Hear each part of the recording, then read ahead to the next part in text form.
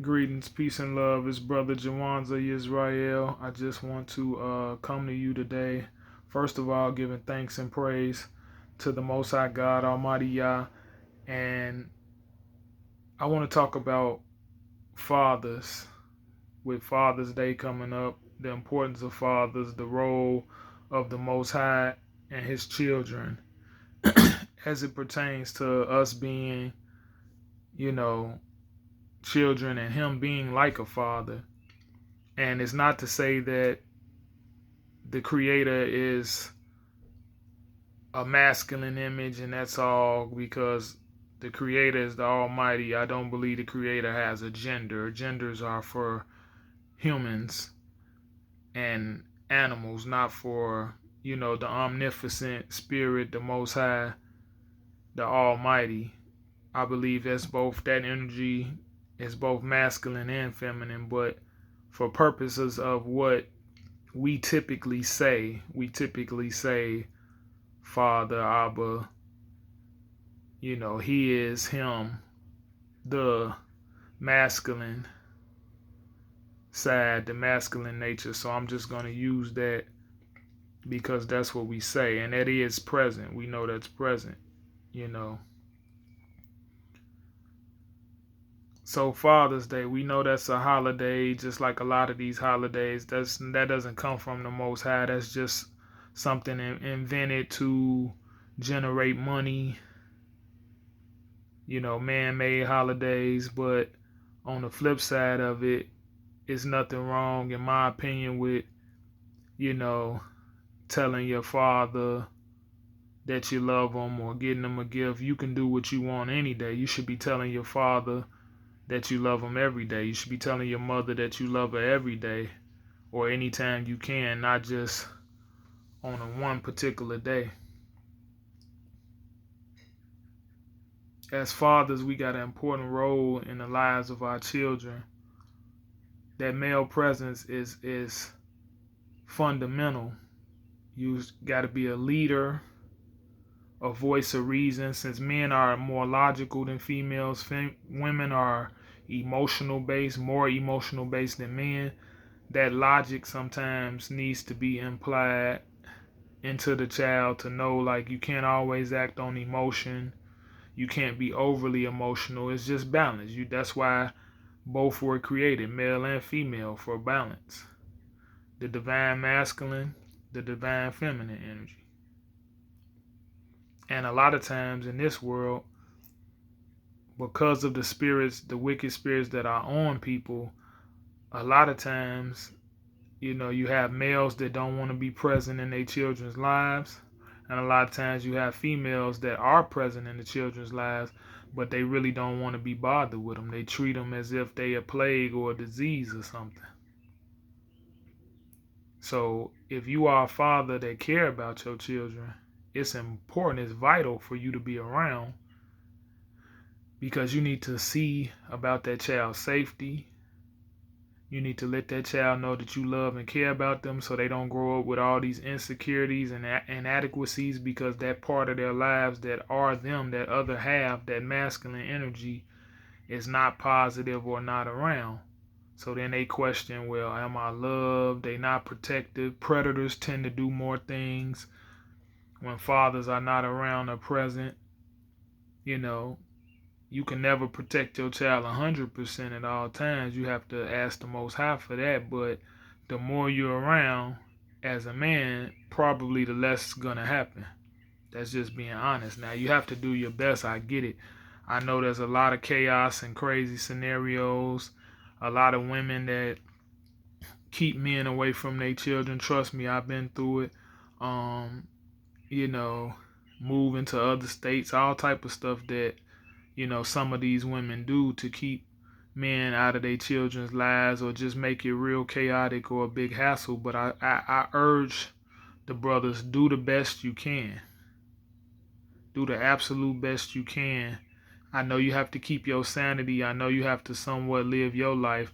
But please don't be out here kicking it and having a good time, and then you don't know nothing about your child. You don't know what's going on with your child. Your child may be in a potentially dangerous situation, and you just out here having a good time, living life, don't know what's going on. Like, be an advocate for your baby. That's a part of you. So why would you want that baby to be treated wrong, or why would you sit back and allow, or just let it be a afterthought? Be involved as you can. Phone calls, letters, emails, checking on them. Even if you just taking them to the park, to a museum. If you don't got much money, parks are free, or free for the most part. Museums sometimes are free if you got a link card. If you're not, they don't cost that much. Buy them some clothes, buy them some I wouldn't say ice cream, because if you black, most of us lactose intolerant, but get them some sorbet, a freeze pop or something.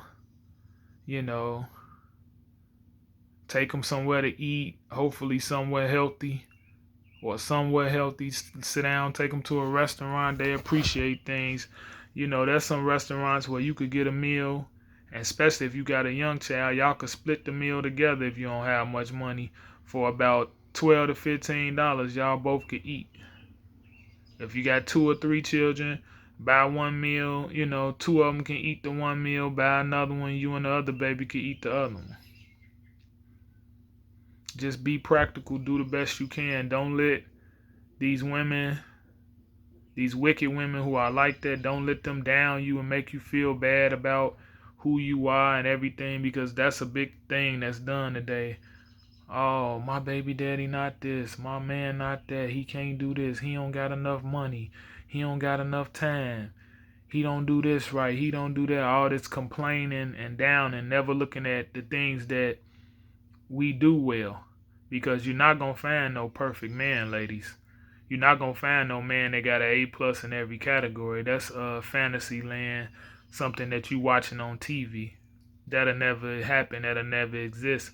Plus, you not perfect. So let's be more appreciative of each other. And on the flip side, if you're a man out here and you're not treating that woman right as your child's mother, or as your wife, or as your girlfriend, or whatever you want to call her, your woman, do better, man. You got time.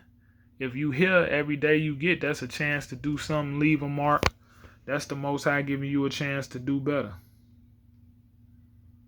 Get out of your ego and out of your pride. Be a father. Be a real man. A real man does his best, take care of his responsibilities, tries hard, loves the Most High. Ain't no real man out here trying to do wrong. That's a wicked man. He real, but he real wicked. That ain't nobody with no goodness in them, and that ain't nothing that you should aim to be, because this life we got here is short. But we got a long existence in the next life. And trust me, the Most High said he gonna judge the righteous and the wicked. So you're not getting away. You might think you escaping in your wickedness because ain't nothing happened or ain't enough happened, but you're not getting away, trust me. Somebody made you to be able to enter this world, and not just your father or your mother. Those are the vessels, but the Creator allowed you to be here. But when it is your time to go, you will be judged and decided where you go, what realm you go, to the realm with the righteous or the wicked. If you got to come back again, you may come back again and have to be in a real bad situation because of things that you did, in the previous life. I don't know what will happen. I'm not, I can't make that call. I'm not the Creator, but I know that it's punishment for being wicked. It's a reason why you given a choice to be righteous or to be wicked, to do the right and wrong. And everybody know, especially our people, black people, do not need to be told what's right and wrong. That's pretty much already instilled in our minds and spirits. We do not need to be told what's right and wrong. You're not gonna find no black child unless something happened to him or wrong with him, that just gonna go up to an animal and just try to kill it or hurt it for no reason, because we inherently know that's wrong. So we're not gonna do something like that. So people be knowing what's right and wrong. Now, they may listen to things that pervert their spirit. They might get, you know, as we would say, demons. They might get wicked spirits on them that try to tell them, oh, it's okay to kill somebody. It's okay to kill another brother for nothing, or because he got some different colors, or he live on another street from you. It's okay to hurt a woman, rape a woman, beat up a woman. You know that's not right. You know within your spirit and your soul that's wrong. But you're doing it anyway because we have a conscience. People have conscience that tell them what's right and wrong. So I'm not going to sit up and believe that, going back to the fatherhood, that if you father a child, you know you fathered the child, that you don't know the right thing to do is try to be involved in that child's life, take care of that child, and help that woman. And on the flip side, as a woman, you know it's wrong to keep a man away from a child if he don't pose no danger to the child, just because you don't like him, or you mad, or because he got a new woman, or whatever. That's wrong. And you know it. You know that hurts that child. You know that hurts that person if they care about the child. And that's typically why people do stuff like that, to hurt somebody else because they hurting. But when you hurting, take it to the Most High, talk to somebody, let yourself heal. Don't try to hurt nobody else, because that's a perpetual cycle, and that still don't do nothing for you.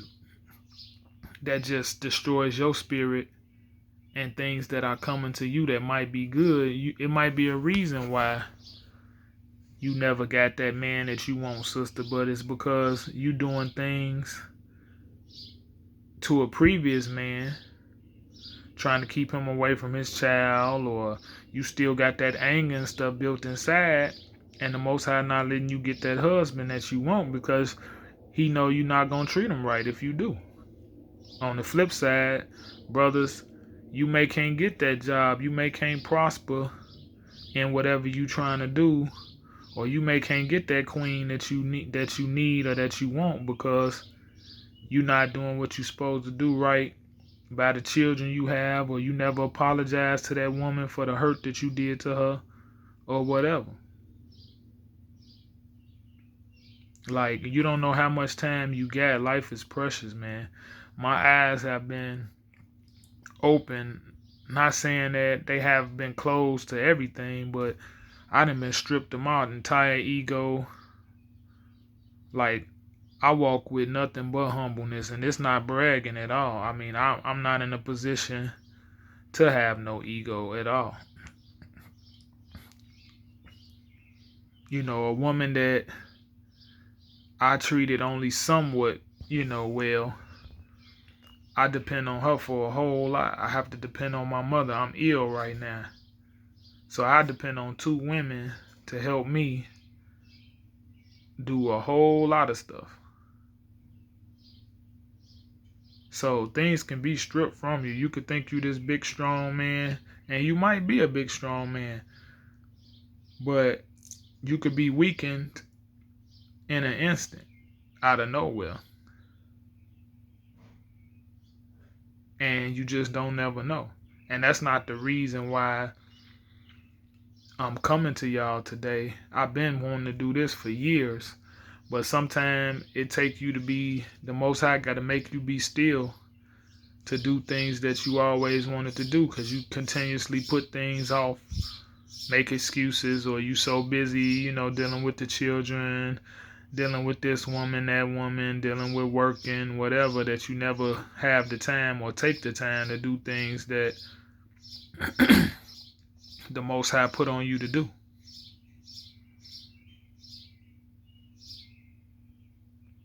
So as we move into this day, think about your father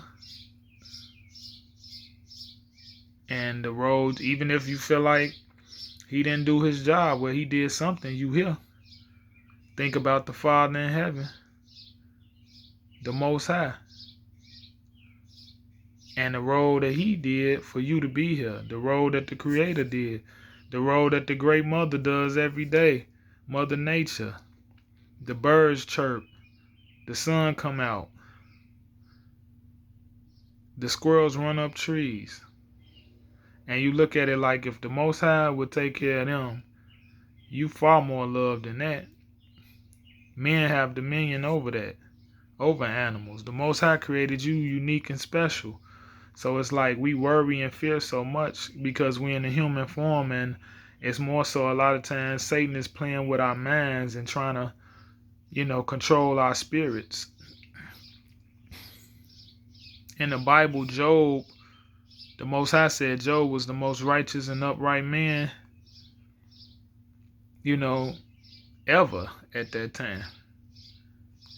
And Satan still begged the Most High to play on Job and to torment Job. And some will say, well, why the Most High let him then?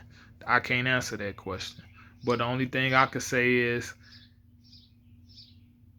it's almost like how a father would do your child. Like, let's say you want to test your child's strength. You want to test your child's loyalty. You want to see if what you taught your child applies, if they can apply it to everyday life. So let's say you taught your child to box. Well, you might say, well, hey, I'm going to tell somebody pick a fight with my child to see how my child responds.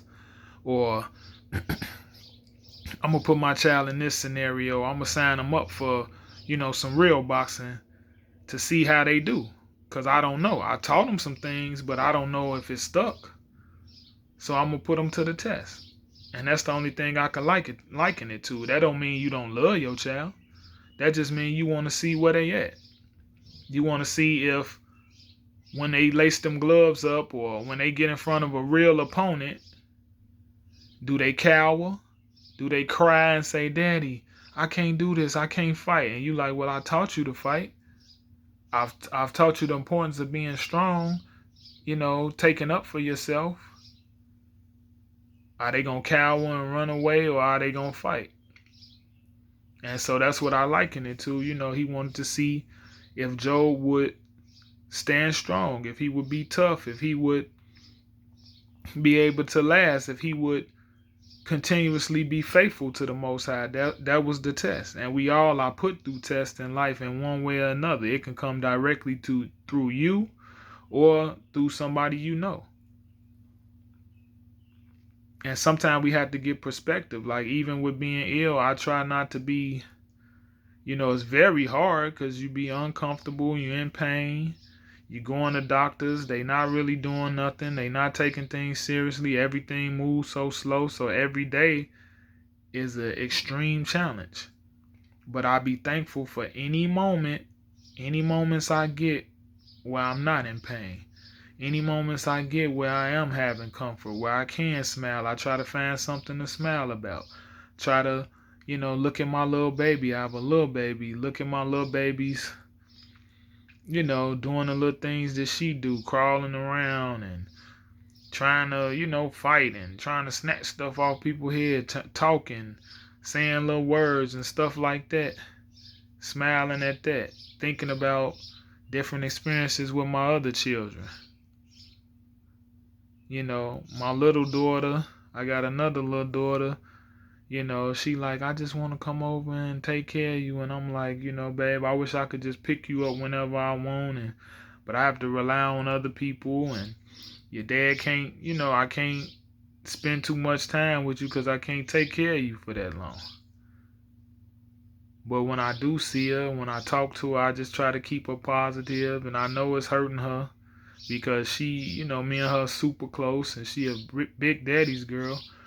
But I just pray and do my best. It's like extremely tough. I can't even put it into words how hard this is. But in reality, when you're going through these intense spiritual battles, it's really only two things you can do. You can either try to be strong and deal with it as much as possible. Pray to the Most High, ask for strength, ask for peace. Or you could just fold completely. Them the only two options, really. So, I mean, I guess it's always a choice between the two, what you can do. And right now, I'm just holding on and trying to be strong and uplift others. And I'm not making this video, you know, for my gain. I'm doing it, as a form of therapy, I guess, but also for fellowship. You know what I'm saying? I want people to talk back with me, to write something. I want to write somebody else, uplift somebody. I hope this message, reaches people. And I'm going to keep on, putting positivity out into the world, because we got to start balancing the negativity with the positive. So I don't care if 10 people look at my video or 10,000. I would rather 10,000 look at it. But I know how it go. If I'm not acting a fool, you know what I mean? It might be kind of hard. People don't want to hear the positivity. Some of them. But I'm going to keep putting it out to the atmosphere as long as the Most High give me time to put it out here, because I feel like I need to uplift greatness, goodness, the Most High, the ancestors, the angels, all those who came before us. They made so many sacrifices for us to be here, for us to have certain things and do certain things. Stop believing that, the stuff that we got don't come from us. The stuff that we got come from other nations, man. Most of this stuff out here, the idea behind it, or the technology, the parts to be put together, they come from, us. They come from the places where we inhabited. You know what I'm saying? We created a lot of this stuff. And, other people just took the credit, man. It's brothers and sisters, and this is just what's documented. Imagine what's not documented. It's brothers and sisters who created so much stuff out here. Somebody like Garrett Morgan. Man, he created so many things. He created like 10 things, and that's just what we know. May have created way more than that. And just didn't get the credit for it. You know what I mean? We're a great people, a great nation, and we sitting up looking down upon ourselves and acting like we just nothing, like we these, animals that just talk, oh, bang, bang, kill, kill, shoot them up. You a hoe, she a hoe. Yeah, girl, just get his money, all that type of stuff. That ain't who we are, man. That's who we letting somebody make us into. Stop being a fool, man. Let's do better out here, people. I'm going to sign off, man, because I know, I don't want to be too long-winded. I'm going to come at y'all next time. I leave you with peace and love in the name of the Most High Yah. I thank you for your time. I pray and hope that this message, reaches y'all hearts. And anytime y'all want to connect, man, I got a podcast I just started called Spiritual War Room. It's on Spotify. You can catch me there, listen to me there. I'm gonna be on YouTube coming back at y'all willing. And go with grace and peace, man. Every day I wish nothing but love and protection for my people, for all people that's righteous. And if you are wicked, man, come out of that wickedness. I can't give no well wishes to nobody out here doing this wickedness, because you gotta choose a side. You either with this side or that side. You can't play the fence on both and say, oh, well, it's cool, I'm gonna overlook that this person's a rapist. I'm gonna overlook that this person's a murderer. I'm gonna overlook that this person, constantly does people wrong. No, I can't overlook that. I'm not judging it, because I'm not the judge, but I don't want no parts of that. And I'm not gonna big that up in no way. I can't put that into my spirit. I can't pretend that music is cool. None of that. Thank you. I love you. Shalom. I leave you with peace. I just want to say hallelujah. I hope that this is, uplifts y'all spirits, and this give y'all something to take away with. Peace.